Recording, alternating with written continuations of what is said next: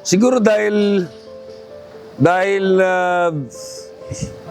nakakalimutan nung asawa kung paano sila, yung pinangako ng asawa nila sa kanila. Di ba?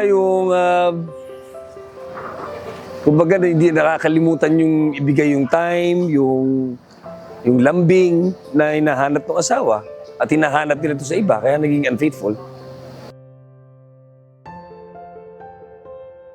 Well, definitely violence, abuse, diba? Pag inabuso mo isang bata, siguradong maaaring magkaroon sila ng trauma, diba? Sa pag-aabuso ng mga matatanda, especially pag violence, diba?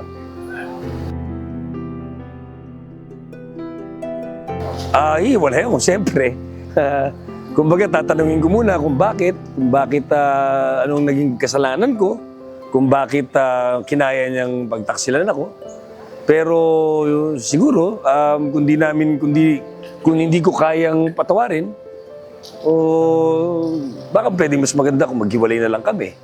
Pero ang importante doon, tanungin ko siya kung ano yung nagawa ko, kung bakit kinaya niyang gawin yun sa akin. Ako po si Epi Quezon at ako po ay ang gaganap na ang mapang-abusong ama, stepfather ni Lali na sinato sa episode na Unfaithful Wife sa Magpakailanman. Abangan nyo.